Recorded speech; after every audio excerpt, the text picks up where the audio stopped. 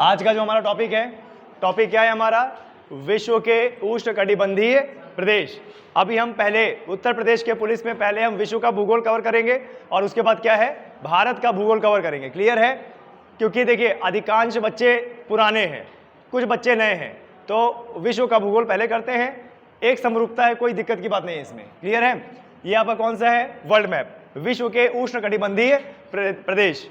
जब भी आपका नाम आता है उष्णकटिबंधीय प्रदेश, उष्ण का मतलब क्या होता है? गर्मी, यानी गर्मी वाले प्रदेश। तो देखिए कभी भी वर्ल्ड मैप है ना, वर्ल्ड मैप में 3 लाइन आप लोग जरूर बना लीजिए। क्लियर है? वर्ल्ड में जो है 3 लाइन आप लोग जरूर बना लीजिए। और वो 3 लाइन सबसे पहले क्या है? सबसे पहले क्या है?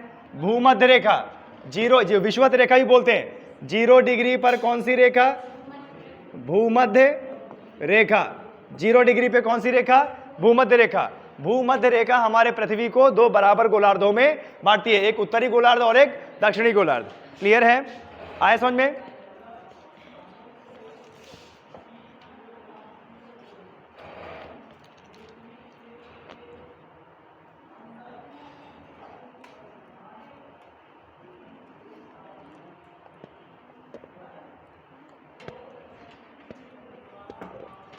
सो बॉयज एंड गर्ल्स, देखिए ये वर्ल्ड मैप है, हमें उष्णकटिबंधीय प्रदेश पढ़ना है हमें। देखिए ये भूमध्य रेखा है, भूमध्य रेखा के 23.5 डिग्री उत्तर, भूमध्य रेखा के 23.5 डिग्री उत्तर। तो मुझे लगता है कि ये कहीं यहां से जाएगा, ये यहां से ऐसे निकलेगा। ये कौन सी रेखा होती है जरा बताइए?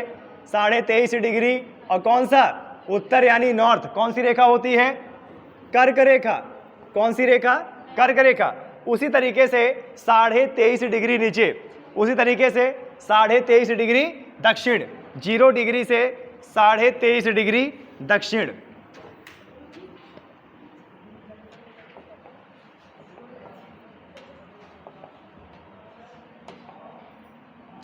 साढ़े 23 डिग्री दक्षिण, 23.5 डिग्री कौन सी रेखा है? मकर रेखा। तो हम अपना उष्णकटिबंधीय प्रदेश कह रहे थे। अब जरा ध्यान से देखिएगा इस मैप को और बहुत अच्छे से समझिएगा। क्लियर है? ये इधर आप लोग क्यों नहीं ढंग से बैठ रहे हो? कभी कभी पता है गुस्सा इतना तेज आता है, लेकिन पी जाना होता है ना? अरे तुम बात को आगे ना बढ़ाओ, फिर देखो ये चुप होने का नाम ही लेती यार। ठीक है, देखिए ये कर्क रेखा है, कर्क रेखा, मकर, भूमध्य रेखा और मकर रेखा। ये हमारी कैसी रेखाएं होती हैं? समताप रेखाएं होती हैं। कैसी रेखाएं?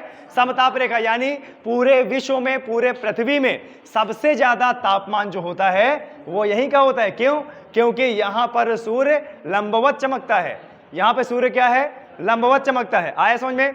अब देखिए ये जो 0 डिग्री है, अब 0 डिग्री के ऊपर जाएंगे, 1 डिग्री, 2 डिग्री, 3 डिग्री, 4 डिग्री। अगर 90 डिग्री जाते हैं तो 90 डिग्री में हमें क्या मिल जाता है? ध्रुव। क्या मिल जाता है? ध्रुव। इसी तरीके से भूमध्य रेखा के दक्षिण में, इसी तरीके से भूमध्य रेखा के दक्षिण में 1 डिग्री, 2 डिग्री, 3 डिग्री, 23.5 डिग्री में मिल जाएगा मकर रेखा। और नीचे जाएंगे 23, 24, 25, 26, 90 डिग्री में क्या मिल जाएगा? यानी भूमध्य रेखा के उत्तर अगर 90 डिग्री जाएंगे तो उत्तरी ध्रुव, ठीक है, और भूमध्य रेखा के दक्षिण में जाएंगे तो दक्षिण ध्रुव 90 डिग्री पर। क्लियर है? अब जो उष्णकटिबंधीय प्रदेश की हम बात कर रहे हैं ना, तो देखिए ये जो भूमध्य रेखा है, भूमध्य रेखा के 5 डिग्री ऊपर और भूमध्य रेखा के 5 डिग्री नीचे, ये जो क्षेत्र होता है, यह कौन सा क्षेत्र होता है? उष्णकटिबंधीय प्रदेश। ये देखो भूमध्य रेखा है, 1 degree, 2 degree, 3 degree, 4 degree, 5 degree. यानी ये जो आपका प्रदेश होगा, ये जहां पर जिन रेखा में, जिन लाइन में मैं ये क्लिक कर रहा हूं ना, ये हमारा क्या है? उष्णकटिबंधीय प्रदेश है। ये हमारा क्या है? उष्णकटिबंधीय प्रदेश है। क्लियर है? ये हमारा क्या है? उष्णकटिबंधीय प्रदेश। क्लियर है? ये यहां पर देखिए अफ्रीका का इतना क्षेत्र उष्णकटिबंधीय प्रदेश में आता है। अफ्रीका का इतना प्रदेश क्या है? उष्णकटिबंधीय प्रदेश में आता है। आगे इधर जाएंगे तो देखो इंडोनेशिया, मलेशिया, सिंगापुर, और ब्रूनोई, और ये यहाँ पे फिलीपाइंस, ये भी किस में आता है, और ये ऑस्ट्रेलिया का उत्तरी क्षेत्र, ये सब किस में आता है बताइए? ये सब हमारा उष्णकटिबंधीय क्षेत्र में आता है। अब देखिए इसकी सबसे बड़ी जो इसकी पहचान है कैसे करना है, भूमध्य रेखा से 5 डिग्री उत्तर और भूमध्य रेखा से 5 डिग्री दक्षिण, यानी उष्णकटिबंधीय प्रदेश में, समझिएगा ध्यान से, उष्णकटिबंधीय प्रदेश में उत्तरी अमेरिका का दक्षिण पार्ट, दक्षिण अमेरिका का उत्तरी पार्ट, और अफ्रीका का मध्य क्षेत्र, और एशिया का दक्षिण क्षेत्र, और ऑस्ट्रेलिया का उत्तरी क्षेत्र आता है। ये जहां पर मैंने ब्लैक कलर से पॉइंट आउट किया है, ये वो क्षेत्र है जो भूमध्य रेखीय क्षेत्र कहलाता है। कौन सा क्षेत्र? भूमध्य रेखीय क्षेत्र। पूरे पृथ्वी में जो भूमध्य रेखीय क्षेत्र कहलाता है वो ये है। अब हम इसको भूमध्य रेखीय क्षेत्र क्यों कहते हैं? क्योंकि भूमध्य रेखा जो हमारी 0 डिग्री पे है उसके आसपास का क्षेत्र है ये। आसपास का क्षेत्र का मतलब क्या होता है कि जिस तरीके की जलवायु भूमध्य रेखा में रहेगी उसी प्रकार की जलवायु इन क्षेत्रों में रहेगी। आया समझ में? और हमने इससे पहले वाले लेक्चर में ये पढ़ा था, कि ये जो भूमध्य रेखीय क्षेत्र होता है, समझिएगा ध्यान से, ये जो भूमध्य रेखीय क्षेत्र होता है, यहाँ पर 0 डिग्री पर सूर्य की किरणें बराबर लंबवत चमकती हैं, और जहां पर सूर्य की किरणें लंबवत चमकती हैं तापमान ज्यादा होता है, और तापमान ज्यादा होने की वजह से जितनी भी जल राशि है वहां से वाष्पीकरण ज्यादा होता है, और जितना ज्यादा वाष्पीकरण होगा उतना ज्यादा मेघ बनेंगे, बादल बनेंगे, और जितने ज्यादा बादल बनेंगे वो बरसेंगे भी।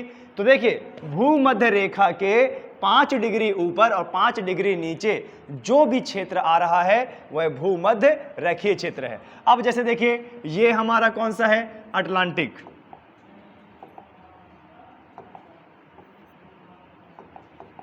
अब जैसे ये कौन सा सागर है हमारा? अटलांटिक सागर। कौन सा सागर? अटलांटिक सागर। अब देखो भूमध्य रेखा से लगा हुआ है ना, इधर हमारा कौन सा सागर है? प्रशांत सागर। ठीक है, इधर हमारा कौन सा सागर है? हिंद महासागर। अब देखिए ये जलराशि, ये जो भूभाग है, ये जो काला काला भूभाग है, इसके सिवा हमारी जलराशि भी तो आ रही है, यानी जलराशि में भी 12 घंटा धूप प्राप्त होगी, और धूप अगर प्राप्त होगी तो सीधी सी बात है अत्यधिक मात्रा में तापमान होगा। यानी ये वो क्षेत्र है जहां पर भूभाग भी और जलराशि भी, उसमें धूप की किरणें पड़ेंगी, और नतीजा क्या? वाष्पीकरण होगा, अत्यधिक वाष्पीकरण होगा। यही वो क्षेत्र है जहां पर 12 घंटे की रात और 12 घंटे का दिन होता है। आया समझ में? और यहां पर सीधे सूरज खोपड़ी में ही रहता है। सूर्य अस्त और सूर्य उदय बहुत कम देखने को मिलता है। जैसे अभी हम अपने भारत में हैं तो हम सूर्यास्त देखते हैं और सूर्योदय भी देखते हैं ना। जब हम देखते हैं कि जब सूर्यास्त होने वाला होता है तो एकदम हॉरिजॉन पे एकदम सूर्य होता है और हमें भगवा रंग का दिखाई देता है ना। फिर वो धीरे धीरे चढ़ता है, यहाँ पर नहीं चढ़ता है, यहाँ पे डायरेक्टली ऊपर ही दिखाई देगा आपको। क्लियर है? यानी गोधूली जैसी इमेज सूर्य की वो यहाँ पर देखने को नहीं मिलती। अब क्योंकि यही वो भूमध्य रेखा है जहाँ पे 12 घंटे दिन और 12 घंटे रात होती है। 12 घंटे दिन का मतलब क्या है? 12 घंटे सूर्य तो चमकेगा। अब देखिए जब सूर्य उगता है तो पहले उसकी इंटेंसिटी कम होती है, जैसे वो एकदम क्षैतिज में पहुंचता है, लंबवत पहुंचता है तो क्या होता है? तापमान और ज्यादा बढ़ने लगता है। यानी ये भूमध्य रेखा वाला इलाका एक ऐसा इलाका है जो 12 घंटे धूप में रहता है। इसका मतलब 12 घंटे वाष्पीकरण होता है।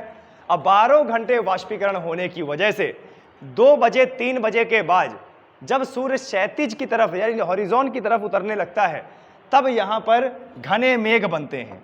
क्या बनते हैं? घने मेघ बनते हैं। ये जो भूमध्य रेखा है ना, इसी के ऊपर आसमान में क्या बनते हैं? घने मेघ बनते हैं। और घने मेघ बनने के बाद कंडेंसेशन हो जाता है उनका, इतना ज्यादा कंडेंसेशन हो जाता है कि वो इसी भूमध्य रेखा में कितने बजे बताइए? कितने बजे? 4 बजे। 4 बजे गड़गड़ाहट के साथ और बौछार के साथ अंधाधुंध बारिश, मूसलाधार बारिश के साथ बरस जाते हैं। यानी 12 घंटे में जितना मेघ बने 4 बजे उतना बरस गया। यानी पानी जो वाष्पीकरण हुआ था वो पानी वापस धरती में आ गया। अब ये क्राइटेरिया रोज का है, ये क्राइटेरिया रोज का है। ये जो भूमध्य रेखा क्षेत्र है और ये जो काला काला मैंने यहाँ पे भूभाग को चिन्हित कर दिया है, ये जो क्षेत्र है ना, यहाँ पे रोज वर्षा होती है, रोज 4 बजे वर्षा होती है। और 4 बजे वर्षा इसलिए होती है क्योंकि यहाँ पर अच्छा खासा वाष्पीकरण होता है। देखिए ये उत्तरी अमेरिका, दक्षिणी अमेरिका के मध्य कौन सागर? प्रशांत सागर, यहाँ पर अटलांटिक सागर, यहाँ पे हिंद सागर, फिर यहाँ पे प्रशांत सागर। आप बताइए 12 घंटा जिसमें धूप पड़ेगी तो क्या वाष्पीकरण नहीं होगा? अच्छे से, बहुत अच्छे से वाष्पीकरण होगा। आपने देखा होगा जब आप चाय बनाते हो और आज ज़्यादा देर तक पका देते हो ना तो चाय का लेवल कम हो जाता है, होता है कि नहीं होता? दूध का लेवल कम हो जाता है, पानी का लेवल कम हो जाता है। ये कैसे लेवल कम हो रहा है भाई?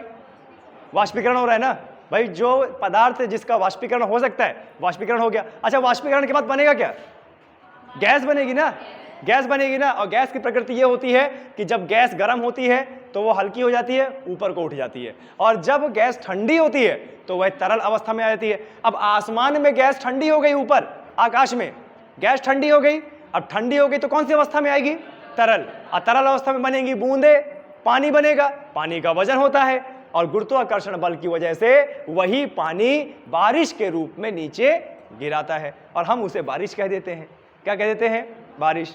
जब पानी गैस बना, हल्का हुआ, ऊपर चला गया, वहां ठंडा हो गया, पानी बन गया, नीचे आ गया। अब जैसा कि मैंने आपको बताया था कि जो हमारी एक छात्र थी पायल, उसको हम अगर रोज खिलाएंगे, अंधाधुंध खिलाएंगे, उसकी क्षमता से बाहर खिलाएंगे। पायल का छोड़ो, अवधेश सर को देखा है आपने? अवधेश सर के बच्चे को देखा है ना? वो पक्का अच्छा उदाहरण है। अवधेश सर का जो लड़का है, उनको सर ने इतना खिलाया, इतना खिलाया, इतना दूध खिलाया, आज आप देख रहे हो 88 किलो वजन है। 88 किलो वजन है ना। यानी जिसको जितना खिलाएंगे वो उतना ही ज्यादा पोषित होगा, उतना ही ज्यादा उसका वजन पड़ेगा। तो इस रेखा में, इस रेखा के निकट जो भूमि है, ध्यान दीजिएगा, इस रेखा के निकट जो भूमि है, भूमि में रोज वर्षा हो जाती है।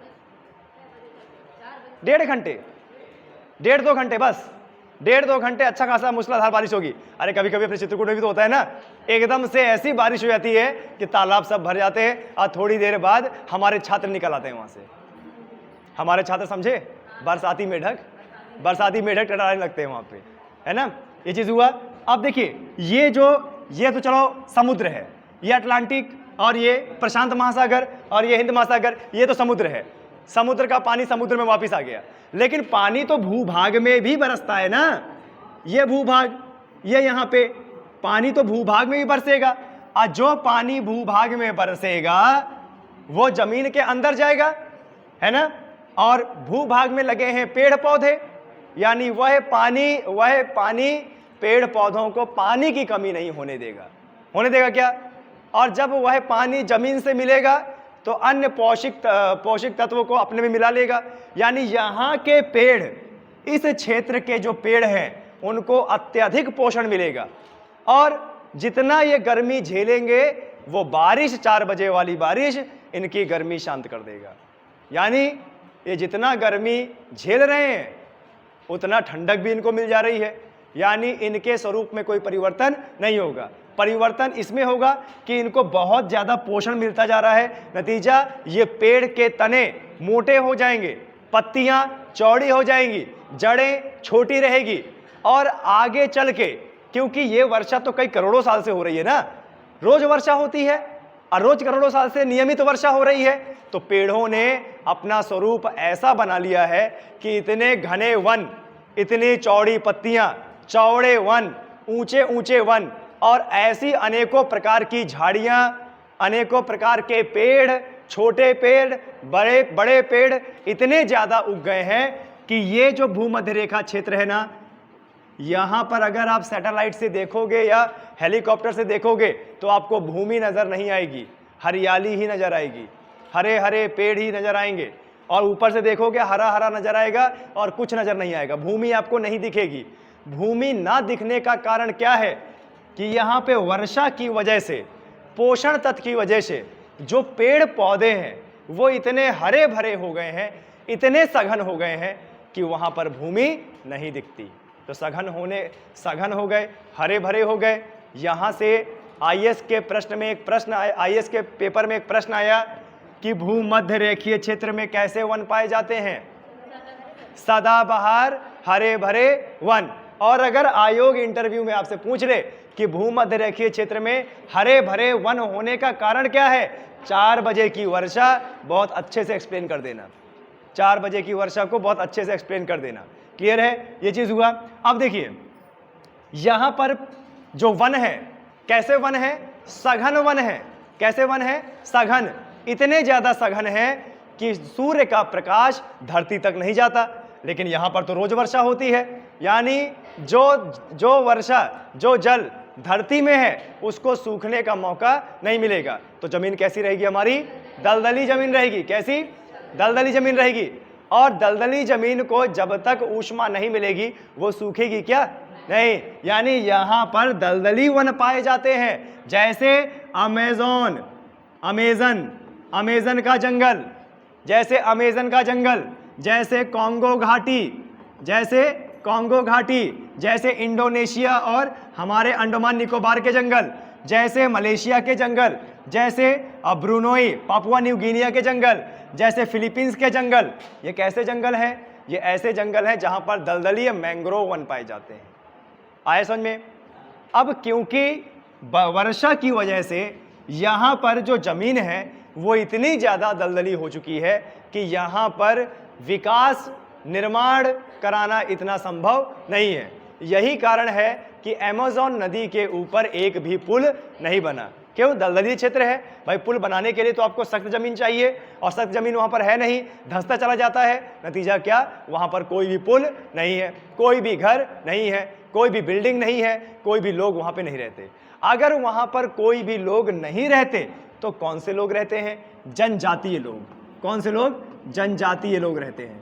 वही जनजातीय लोग इस भूमध्य रेखीय क्षेत्र में निवास करते हैं। और निवास करने के बाद यहाँ पर जो बची कुची जमीन है, जहाँ पर दलदली जमीन नहीं है, वहाँ पर कुटिया बना के अपना जीवन यापन करते हैं, खेती बाड़ी करते हैं और अपना छोटा मोटा जो एक जनजातीय उद्योग होता है वो करते हैं। ठीक है?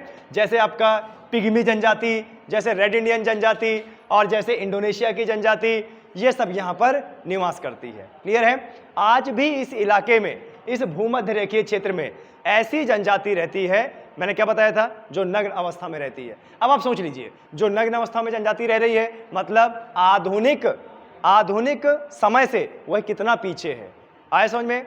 और इतनी खतरनाक जनजाति रहती है कि अगर कोई भी व्यक्ति इनके एरिया में घुसने की कोशिश करता है तो वो लोग उस पर अटैक कर देते हैं। क्यों? क्योंकि वह फर्क नहीं कर पाते हैं। ठीक है? अपने जैसा नहीं समझ पाते हैं और अटैक कर देते हैं। क्लियर है? आए समझ में? अच्छा, अब वनस्पति की बात करें तो आप ही जरा मुझे बताइए, चित्रकूट में पिछले 1.5 महीने से कभी बारिश होती है, कभी नहीं होती, लेकिन होती है। बारिश क्या है? होती है। तो आपने देखा होगा यहाँ पर झाड़ियाँ, घास फूस, छोटे छोटे पौधे हर जगह उग गए होंगे, है ना? आपके गांव में क्या बोलते हैं? बकरी बोलते हैं ना? बकरी में अच्छा खासा चारा उग गया होगा। उग गया ना भाई? हमारा घर बना है यहाँ पे चित्रकूट में, ये नांदी के हनुमान जी में। तो जब तक हमारी दादी थी तो बहुत अच्छे से उसका सेवा पानी होता था। और जब दादी चल बसी क्या, जब दादी को हम ले आए अपने साथ में, तो घर की कोई केयर नहीं हुई। और नतीजा बारिश में आप यकीन नहीं करेंगे, जहाँ पर छुट्टियों में आके हम लोग अपना जीवन यापन 2 महीने करते थे, वहाँ पर इतनी बड़ी बड़ी घास उग गई कि अब समझ में ही नहीं आता कि ये पहले हमारा घर था। और केयर नहीं हो पाई, बारिश की वजह से पूरा ढह गया और ढहने के बावजूद भी कोई केयर नहीं हो पाई, तो उसमें आपको बता दें अच्छा खासा जंगल उग गया था। और ऐसा जंगल जिसमें कीड़े मकोड़े होते थे। फिर उसको साफ करवाया, खैर उसको साफ करवाया। जब तक दादी थी तो केयर होती थी। मेरे कहने का मतलब ये है कि किसी जमीन को अगर लगातार पोषण मिलेगा तो उसमें वनस्पति उगती है। तो इस क्षेत्र में तो अत्यधिक वनस्पति होगी ना, वनस्पति में विविधता पाई जाएगी। और विविधता का मतलब क्या होता है? तरह तरह की वनस्पति। इस भूमध्य रेखीय क्षेत्र में सबसे ज्यादा सागवान होता है, उत्तम क्वालिटी का सागवान होता है। अच्छा, अगर वनस्पति होगी तो जीव जंतु भी तो होंगे। अब आप जरा मुझे बताइए, दलदली क्षेत्र है, धूप आती नहीं है, रोज वर्षा होती है, तापमान भी मतलब औसतन तापमान 27 डिग्री 28 डिग्री होता है, 27 डिग्री 28 डिग्री होता है। तो इस इलाके में भूमि पर कैसे जीव पाए जाएंगे? कीड़े मकोड़े, अरे यहाँ की भाषा में बताओ ना, वो कौन सा बिच्छू वगैरह, बीछी बीछी होती है ना, वो पाए जाएगी नहीं पाया जाएगा? सांप पाए जाएंगे, बहुत बड़े और छोटे जहरीले सांप, मेढक पाए जाएंगे। अभी देखो बारिश होती है तुरंत मेढक आ जाते हैं, यानी रेंगने वाले जीव पाए जाएंगे, जहरीले मच्छर पाए जाएंगे, और भी कई प्रकार के कीड़े मकोड़े पाए जाएंगे। क्लियर है? आया समझ में अच्छे से? ओके। बड़े जानवर भी पाए जाएंगे, लेकिन बड़े जानवर अधिकतर वो पाए जाएंगे जो जंगलों में और पेड़ों में निवास करते हैं। जैसे बंदर, बंदर की भी कई प्रजाति होती है। आपको पता है एक बंदर इतना बड़ा भी होता है, एक बंदर इतना बड़ा भी होता है, इतना बड़ा बंदर जी, इतना बड़ा बंदर। उस बंदर का मुझे नाम नहीं पता, लेकिन इतना बड़ा बंदर होता है। और बंदर की प्रजाति, बंदर जैसे हाथ है, बंदर जैसे मुखौटा होता है, और बंदर जैसे हरकतें करता है वो। क्या? क्यों नहीं रहता होगा पेड़ों में ना? उसे कैसे उछलेगा? इतनी बड़ी गिलहरी पेड़ में रहती कि नहीं? तो इतना बड़ा क्या बोलते हैं, बंदर नहीं रह सकता। अरे यार, गिलहरी कैसे चढ़ती है, तो बंदर भी ऐसे चढ़ेगा ना। चलिए, ये चीज हुआ।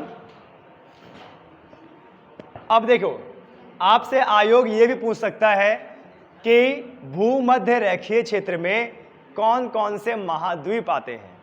ठीक है, भूमध्य रेखीय क्षेत्र में कौन कौन से महाद्वीप आते हैं। तो मैं आप लोगों को एक चीज बता दूं, सबसे पहले महाद्वीप होता क्या है? महाद्वीप मतलब एक बहुत बड़ा खंड, एक बहुत बड़ा भूभाग का खंड जो सागर से घिरा है। आया समझ में? द्वीप क्या होता है? द्वीप ऐसा जगह जो चारों तरफ से पानी से घिरा हो, उभरा हुआ भाग हो, वो द्वीप है। अच्छा ये बताओ, बियर और ठंडी बियर, महा ठंडी बियर में क्या अंतर है? ये वर्ग नहीं पीता है दारू। लड़कों तुम बताओ, ठंडी बियर और महा ठंडी बियर में क्या अंतर है? महा लगने का मतलब ज्यादा ठंडी होगी, तो महाद्वीप का मतलब द्वीप जो बहुत बड़ा होगा, द्वीप जो बहुत बड़ा। अब आप ये देखिए, ये जो अफ्रीका है, अफ्रीका चारों तरफ से, ये America, south America, south America चारों तरफ से पानी से नहीं घिरा क्या? इतना बड़ा विशाल यहाँ पे एंडीज पर्वत श्रृंखला 6000 किलोमीटर लंबी, तो ये द्वीप है कि महाद्वीप है? महाद्वीप है ना। अच्छा, एक और प्रायद्वीप। क्या होता है? प्रायद्वीप। प्रायद्वीप का मतलब होता है वह भूभाग, वह उभरा हुआ भूभाग जो तीन तरफ से पानी से घिरा है। भारत जैसे देखिए, एक तरफ अरब सागर, एक तरफ बंगाल की खाड़ी, और एक तरफ हिंद महासागर, और त्रिकोणीय आकार का ये हो गया ना, तीन तरफ से पानी से उभरा हुआ भाग, प्रायद्वीप। अच्छा, उपमहाद्वीप। उपमहाद्वीप मतलब महाद्वीप का एक छोटा सा भाग। जैसे देखिए, ये एशिया है ना, ये इतना बड़ा एशिया है ना, एशिया का ये भारत, हमारा भारत कहाँ पे आता है? एशिया में आता है ना। हमारा भारत एशिया का क्या है? एक टुकड़ा है, एक भाग है, तो हम भारतीय उपमहाद्वीप कहते हैं। जब भी कहते हैं क्या कहते हैं? भारतीय उपमहाद्वीप, मतलब एक बड़े महाद्वीप का छोटा सा भाग, टुकड़ा। आया समझ में? चाइना उपमहाद्वीप है ना, पाकिस्तान उपमहाद्वीप, ये चीज है। उप यानी सब,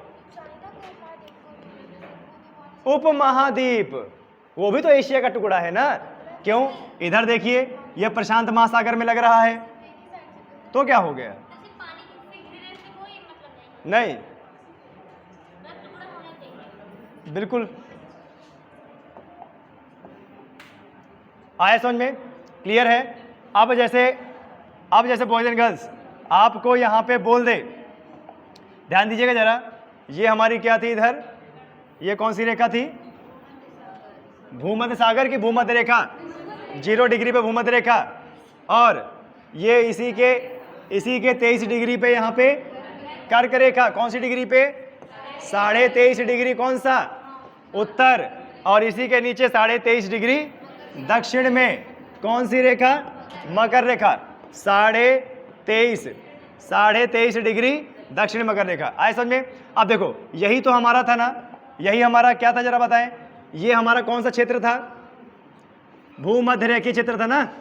ये हमारा भूमध्य रेखीय क्षेत्र था ना। ये यहाँ पे भी कर देता हूँ। अभी आप लोगों से एक क्वेश्चन पूछूंगा, यहाँ पे भी कर देता हूँ ऐसे, ठीक है? पूरा क्यों आएगा? भूमध्य रेखीय क्षेत्र करो ना सिर्फ। ये कौन सा क्षेत्र है? भूमध्य रेखीय क्षेत्र। आप मुझे बताइए भूमध्य रेखीय क्षेत्र में कितने महाद्वीप आते हैं? 3 आते हैं। पक्का 3 आते हैं? अच्छा, मुझे तो कम से कम 5-6 दिख रहे हैं। भूमध्य तो क्या हो गया? नहीं, हमारे पूरे विश्व में कितने महाद्वीप? 7 ना। तो अगर 7 का छोटा सा भी हिस्सा आएगा तो महाद्वीप तो करेंगे ना, फिर उसका एरिया आ जाएगा, ठीक है? देखिए, जैसे मैं आपको बताऊं कि ये जो हमारा भूमध्य रेखा है, भूमध्य रेखा में हमारा उत्तरी अमेरिका आ रहा है ना। देखो, उत्तरी अमेरिका, दक्षिणी अमेरिका भी तो आ रहा है, अफ्रीका भी तो आ रहा है, ये देखिए। उसके बाद एशिया भी तो आ रहा है, और उसके बाद ऑस्ट्रेलिया भी तो आ रहा है। अब गिनो कितने हुए? उत्तरी अमेरिका 1, दक्षिणी अमेरिका 2, अफ्रीका 3 और एशिया 5, और ये कितना? 6, यानी 5। अच्छा, 4 नहीं बनाया क्या? अच्छा, 5। कितने महाद्वीप आ गए? 5। कौन कौन से? ठीक है, उत्तरी अमेरिका, दक्षिणी अमेरिका और अफ्रीका और एशिया और ऑस्ट्रेलिया।